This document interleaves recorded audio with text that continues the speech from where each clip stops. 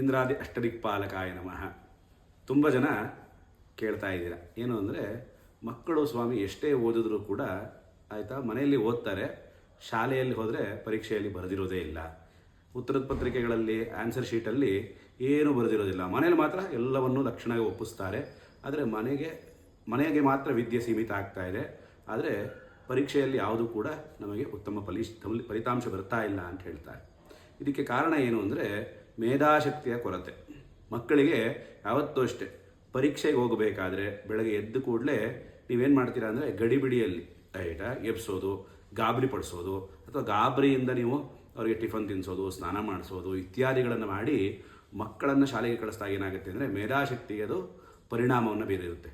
ಹಾಗಾಗಿ ಮಕ್ಕಳಿಗೆ ಪರೀಕ್ಷೆಯಲ್ಲಿ ಹೋದಾಗ ಕರೆಕ್ಟಾದಂಥ ಉತ್ತರಗಳು ಅಲ್ಲಿ ಉಳಿಯೋದಿಲ್ಲ, ಆದರೆ ಮನೆಗೆ ಬಂದಾಗ ಕ್ಲೀನಾಗಿ ಒಪ್ಪಿಸ್ತಿರ್ತಾರೆ. ಅದಕ್ಕೆ ನೀವೇನು ಮಾಡಬೇಕು ಅಂದರೆ ಮಕ್ಕಳಿಗೆ, ಓದುವಂಥ ಮಕ್ಕಳಿಗೆ ಉತ್ತರಕ್ಕೆ ತಲೆ ಹಾಕಿ ಮಲಗಬಾರ್ದು, ದಕ್ಷಿಣಕ್ಕೆ ಬೆನ್ನು ಹಾಕಿ ಓದಬಾರ್ದು ಅಂತ ಹೇಳ್ತಾರೆ. ಹಾಗಾಗಿ ಮಕ್ಕಳು ಯಾವತ್ತೂ ಅಷ್ಟೇ ದಕ್ಷಿಣಕ್ಕೆ ಬೆನ್ನು ಹಾಕಿ ಓದಬಾರ್ದು.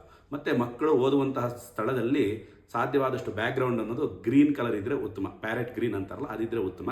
ಹಾಗೆ ಅರಳಿ ಮರದ ಎಲೆಯ ಮೇಲೆ ಶ್ರೀರಾಮ ಜಯರಾಮ ಜಯ ಜಯರಾಮ ಈ ಮಂತ್ರವನ್ನು ಅರಳಿ ಎಲೆ ಮೇಲೆ ಒಂದು 9 ಎಲೆ ಮೇಲೆ ಬರೆದು ಅವರ ಪೆನ್ ಸ್ಟ್ಯಾಂಡ್ ಇರುತ್ತಲ್ಲ ಅದರಲ್ಲಿ ಇಡೋದ್ರಿಂದನೂ ಕೂಡ ಮಕ್ಕಳಿಗೆ ಮೇಧಾಶಕ್ತಿ ವೃದ್ಧಿ ಆಗುತ್ತೆ.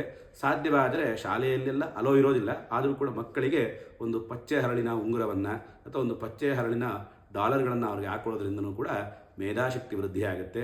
ಹಾಗೆ ವಿಶೇಷವಾಗಿ ಓದುವಂಥ ಸ್ಥಳದಲ್ಲಿ ಒಂದಷ್ಟು ನವಿಲುಗರಿಗಳನ್ನು ಇಡೋದ್ರಿಂದನೂ ಕೂಡ ಮಕ್ಕಳಿಗೆ ಕಾನ್ಸಂಟ್ರೇಷನ್ ಅನ್ನೋದು ಬರುತ್ತೆ ಮತ್ತು ಅವರು ಒಳ್ಳೆಯ ವಿದ್ಯಾವಂತರಾಗ್ತಾರೆ. ಶುಭಮಸ್ತು.